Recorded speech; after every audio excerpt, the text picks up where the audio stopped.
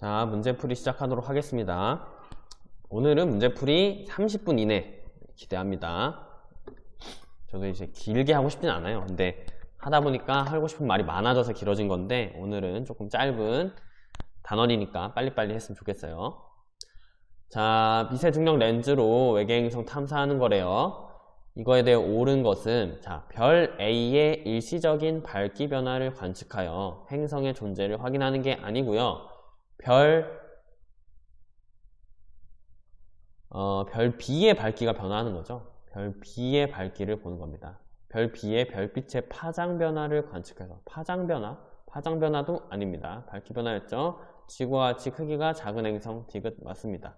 자, 별 B를 보는데 별 A가 지나가면서 별 A의 질량에 의해서 중력 렌즈 효과가 나타나서 별 B의 빛이 더 많이 들어오는 게 바로 중력 렌즈 현상인데 문제는 뭐냐면 이 행성, 별 A가 행성을 달고 있다면 행성 주변에서는 행성의 질량 때문에 아주 조금이라도 빛이 더 들어와서 빛이 약간 더 많이 들어올 것이다. 이게 바로 미세 중력 렌즈 현상이었죠. 잘 알아두셔야 됩니다. 자, 2번 시선 속도 변화를 통해 외계행성 탐사 방법이다. 자, 도플러 효과 맞습니다. 수직이면 이용할 수 없습니다. 행성의 공전 궤도 반지름이 커지면 중심별의 시선 속도 변화 주기는 길어진다. 자, 원래 이게 전 교육과정에서는 나왔던 내용인데 이번엔 빠져서 이걸 추가적으로 설명한 거예요. 행성의 공전 궤도 반지름이 크면 공전 속도가 느려집니다. 즉, 디귿에 행성의 공전 궤도 반지름이 커지면이라고 써놨지만 행성의 공전 속도가 느려지면 이랑 같은 말이라는 거예요. 행성의 공전 속도가 느려지면 당연히 중심별의 시선 속도 변화 주기는 길어지겠죠. 정답은 5번입니다. 자, 3번. 공전궤도면이 관측자의 시선 방향과 나란한 어느 외계 행성이 중심별 주위를 공전하고 있습니다. 자, 행성이 A에 위치할 때 중심별은 적색 편의가 나타난다. 자, A에 위치한다는 건 현재 행성은 지구 방향으로 오고 있다는 겁니다. 그럼 중심별은 반대로 멀어지고 있겠죠. 따라서 적색 편의가 맞습니다. 행성의 반지름이 작을수록 식현상이 일어날 때 중심별이 더 어둡게 관측된다? 행성의 반지름이 작다는 건 영향력이 적다는 거고 얼마 못 가린다는 거기 때문에 중심별이 밝게 보이겠죠. 디귿. 행성의 공전궤도 반지름이 작을수록 아까 같은 말입니다. 공전 속도가 느릴수록 식현상이 일어나는 주기는 길어진다. 맞죠?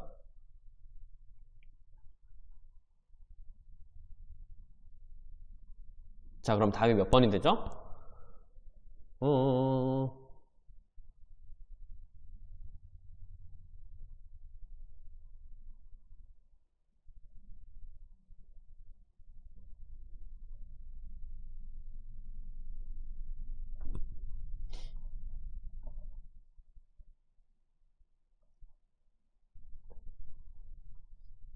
자, 다시 디귿. 행성의 공전궤도 반지름이 작을수록 그러면 공전 속도가 빨라진다는 거고 식현상이 일어나는 주기는 짧아지게 되겠죠. 디귿은 틀렸습니다. 정답은 1번이 되겠죠. 자, 4번. 그림은 최근까지 발견된 외계행성의 공전궤도 반지름과 질량을 탐사 방법에 따라 구분하여 나타낸 것이다. 자, 행성을 직접 촬영하는 방법은 기타에 포함된다. 안 써있으니까 기타가 맞겠죠. 발견된 행성은 대부분 중력에 의한 빛의 굴절 현상을 이용한 것이다. 자, 중력에 의한 빛의 굴절이라는 건 미세중력 렌즈고 세모입니다. 세모. 근데 지금 여기서 가장 많이 보이는 건 이 시선 속도 변화이기 때문에 니은 틀렸어요. 디귿. 중심별의 주기적인 밝기 변화를 관측하여 발견된 행성들은 대부분 공전궤도 반지름이 지구보다 작다. 자, 주기적인 밝기 변화를 관측했다라는 건 식현상입니다. 식현상. 식현상은 이 문제에서 원이에요. 네, 동그란 원 모양인데 지구보다 공전궤도 반지름이 작다라는 걸 그래프를 해석해서 알 수가 있습니다. 이거는 외우고 있는 게 아니라 그래프를 그대로 해석하면 됩니다. 자, 5번 문제. 중심별의 질량이 클수록 생명 가능 지대의 폭이 넓다. 맞죠? 생명 가능 지대에 있는 모든 행성에는 생명체가 존재하지 않죠. 그럼 생명지대겠지 생명 가능 지대가 아닙니다. 생명 가능 지대에 있더라도 다른 여러 요인에 의해서 생명체가 존재하지 않을 수 있습니다. 달에 생명체가 존재하지 않는 이유는 생명 가능 지대 바깥쪽에 위치하기 때문이다? 아닙니다. 달에 생명체가 존재하지 않는 이유는 생명 가능 지대 안쪽에 있긴 하지만 다른 조건들을 만족하지 못하기 때문이죠. 정답은 1번입니다. 달에는 일단 대기가 없죠. 대기가 없고 따라서 표면에 물도 없고 이렇기 때문에 생명이 없는 거지 생명 가능지대 바깥에 있는 건 아니에요. 자, 중심별의 질량이 태양과 같은 어느 외계 행성에서 생명체가 탄생하고 다양하게 진화하기 유리한 조건으로 옳은 것만을 보기에서 있는 대로 고른 것은. 자, 다양하게 진화하기 유리한 조건으로 옳은 거는 오존층이 존재하고 자기장이 있고 행성이 생명 가능지대에 머무는 시간이 길고 기역, 니은, 디귿 다 맞다라고 할 수 있겠죠. 7번 생명 가능지대에 위치한 어느 외계 행성이 공전하고 있다. 지금 동주기 자전을 하는 모습을 하고 있어요. 행성의 낮과 밤의 변화가 없어서 생명체 살기 어렵고요. 중심별의 질량이 태양에 비해 큰 경우보다 작은 경우에서 많이 나타나고요. 중심별이 공통 질량 중심을 중심으로 공전하는 주기와 행성의 자전 주기는 같다. 자, 원래는 중심별이 공통 질량 중심을 중심으로 공전하는 주기와 행성의 공전 주기가 같습니다. 이건 도플러 효과 문제, 식현상 문제 모두 동일합니다. 그런데 이 그림에서는 행성이 동주기 자전을 하기 때문에 행성의 공전 주기와 자전 주기가 같아요. 따라서 이 디귿 설명이 맞는 거죠. 정답은 5번입니다. 자, 외계 생명체의 탐사 방법. 자, 외계 지적 생명체를 찾는다. 이거 전파라고 얘기했었죠. 이건 알아두라 했었습니다. 제임스 웹 망원경은 적외선입니다. 중심별 가리고 외계 행성에선 적외선 나오니까 테스 망원경은 그러면 가시광선 되겠죠. 이렇게 지우다 보면 4번이 남는 걸 알 수가 있습니다. 자, 중심별의 주기적인 밝기 변화를 관측하잖아요. 별은 가시광선으로 보고요. 행성은 적외선으로 본다 이겁니다. 자, 빠르게 3점 문제 왔습니다. 자, 쓰잘데기 없는 수학 문제가 하나 나왔어요. 지구과학인지 수학인지 하지만 삼각비 정도는 할 수 있죠. 행성의 공전궤도면이 나란하대요. 자, 도플러 효과 이용해서 오케이. 공통 질량 중심으로 공전하는 속도는 중심별 행성보다 빠르지 않고요. 똑같습니다. 두 개 완전히 똑같이 공전합니다. 중심별의 시선 속도는 A를 지날 때가 B를 지날 때 약 2분의 루트 2배이다. 볼게요. 중심별의 시선 속도.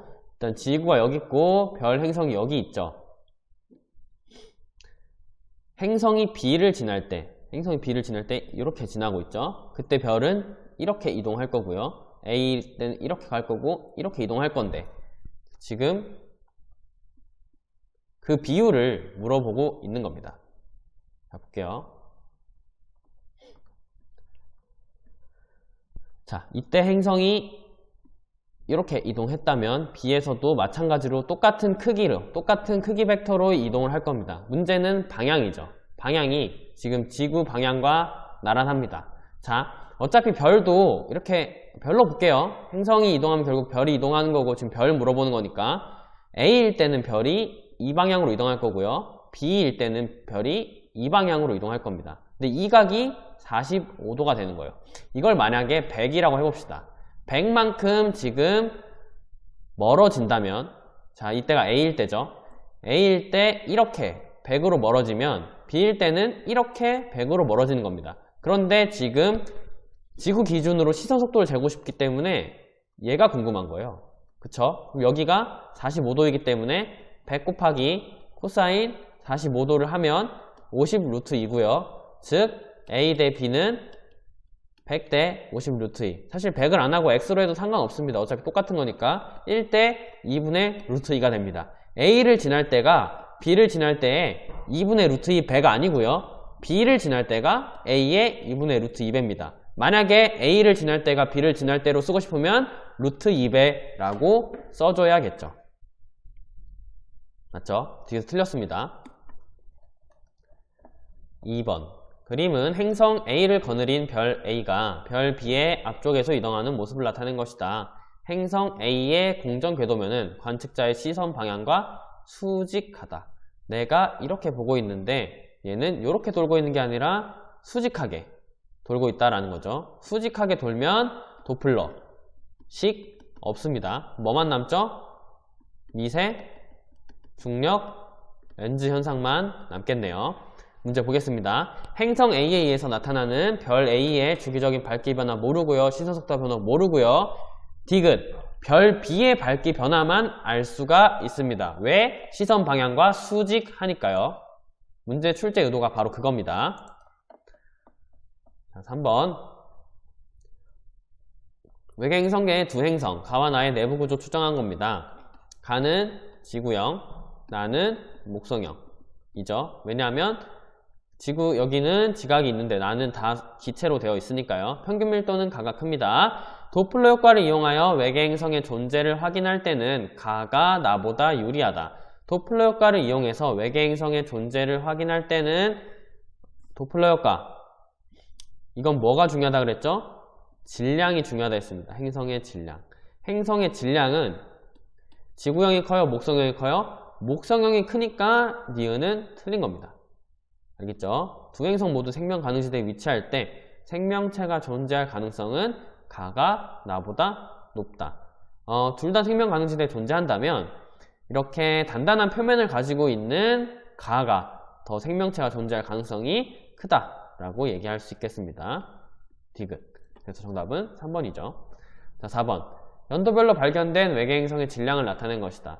처음에는 잘 못 봤는데 나중엔 점차 다양한 질량을 가진 행성들을 찾고 있죠. 이 기간 동안 질량이 작은 행성이 발견된 수는 증가하는 추세다. 맞습니다. 외계 생명체는 A그룹의 행성보다 B그룹의 행성에 존재할 가능성이 높다. 자, A그룹이라 하는 거는 자, 목성 질량 기준이 1입니다. 그럼 여기는 목성보다 더 질량이 큰 쪽인 거고 여기는 목성보다는 질량이 작은 쪽이죠.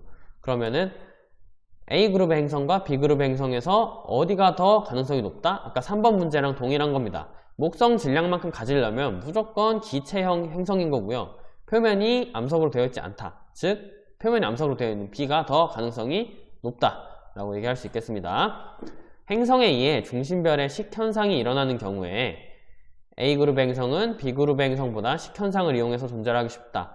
봐봐요. A는 목성 질량이 1인데 목성 질량 이상, 즉 똑같은 목성형 행성. 목성형 행성은 크기가 굉장히 크다는 특징이 있는데 식현상으로 확인하기 쉬운 건 크기가 큰 목성형 행성이 되겠죠.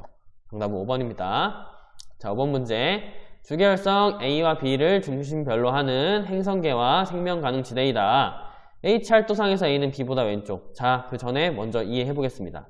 생명 가능 지대가 지금 A 별이 더 작죠. B가 더 커요. 같은 0.2 AU 척도입니다. 이걸 바꿀 수도 있어요. 하나를. 문제 정말 치사하게 낸 건데 아무튼 B가 더 질량이 큰 별. 그러니까 A가 B보다 왼쪽이 땡. 행성 A, B, C에는 물이 존재하지 않거나 수증기 상태. 자, 생명 가능 지대보다 안쪽이잖아요. 생명 가능 지대보다 안쪽이라는 건 더 따뜻하다라는 거고 물이 존재하지 않거나 수증기 상태 맞죠?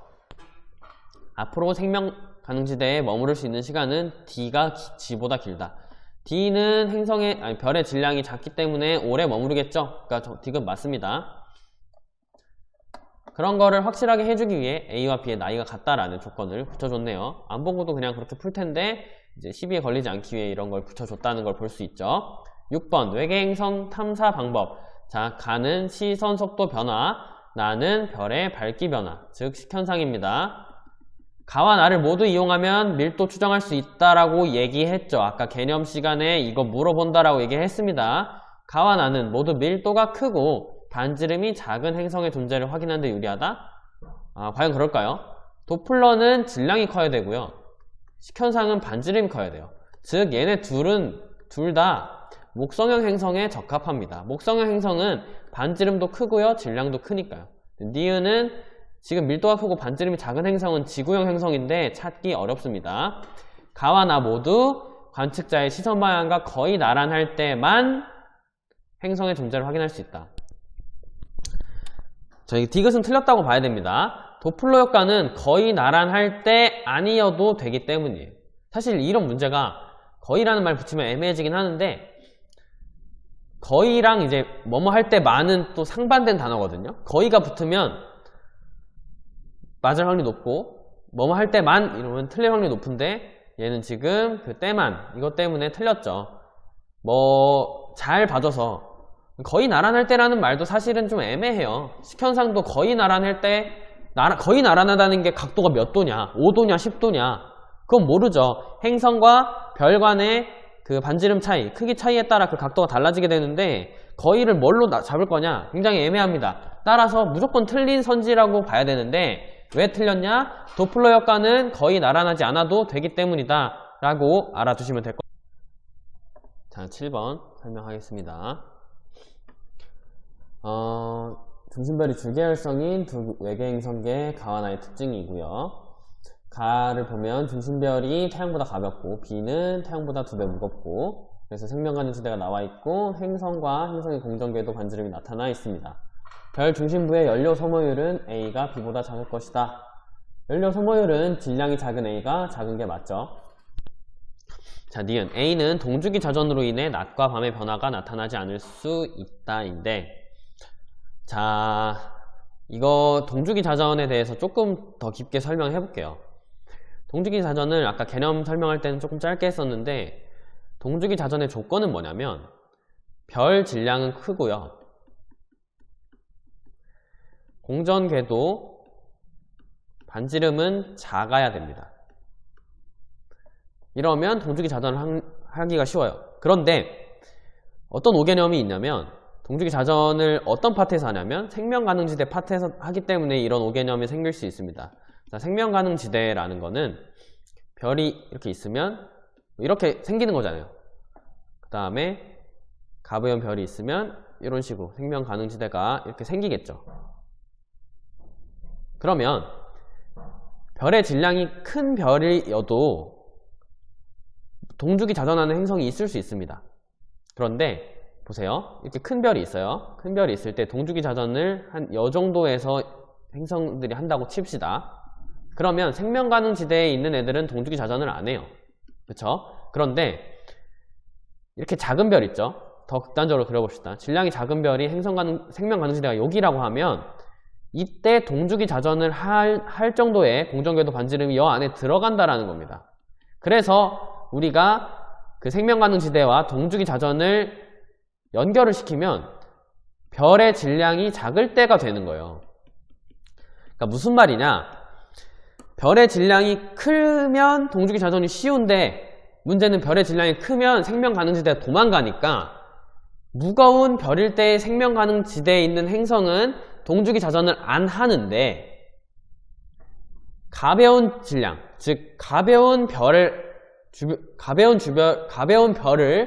공전하는 행성은 생명가능지대에 들어있을 때 동주기 자전을 할 정도로 가까이 있다라는 얘기예요. 그만큼 별의 질량이 작으면 생명가능지대가 별에 가까워진다라는 얘기가 되는 거죠.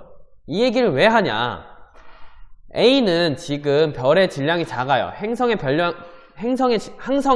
별의 질량이 작기 때문에 이때 행성은 동주기 자전을 한다라고 쉽게 생각할 수 있는데 문제는 이 행성은 공전궤도 반지름이 4.5로 굉장히 멀리 있다라는 거예요.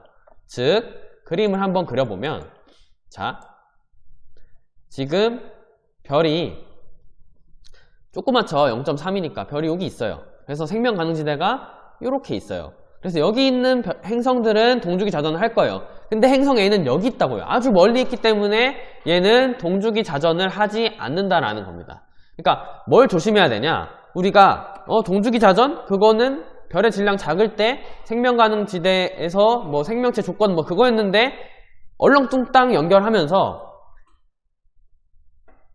질량이 작은 별을 공전하는 행성은 무조건 동주기 자전을 한다 이렇게 가면 안 된다라는 겁니다. 동주기 자전은 다시 말하지만 별의 질량이 크고 공전궤도 반지름이 작을수록 잘 나타납니다. 아시겠죠? 그래서 별의 질량이 작을 때 공전궤도 반지름이 작은 행성이 딱 거기가 생명가능지대이기 때문에 우리가 그렇게 연결을 짓는다라고 알아두면 되겠습니다. 니은 틀렸고요. 물이 있다면 A에서는 아주 멀리 있기 때문에 기체가 아니라 고체로 돼 있을 거고요. B에서는 액체 상태는 맞습니다. 왜냐하면 생명가능지대에 들어있으니까요. D것은 그럼 틀렸죠. 고체라 했으니까 정답은 1번이 되겠습니다. 자, 이 동주기 자전 문제 중요합니다. 1번 여러 망원경과 주요 관측 영역을 나타낸 것이다. 자, 전파, 세티 프로젝트 전파 외우라 했죠? 나는 별빛 차단하고 외계행성을 촬영할 때 적외선 씁니다. 다는 식현상을 이용해서 외계행성을 탐사하는 데 이용할 수 있습니다. 식현상은 별을 보는 거예요. 중심별을 직접적으로 보는 거기 때문에 가시광선 쓰는 게 맞습니다. 정답은 5번이에요. 자, 그래서 9강 문제의 풀이 빠르게 끝나면서 아마 30분 이내, 와 17분 만에 풀었네요. 오늘 좀 말이 빨랐는데 빠르게 문제 풀었습니다. 그래서 참고하시고 다음 10강으로 뵙도록 하겠습니다.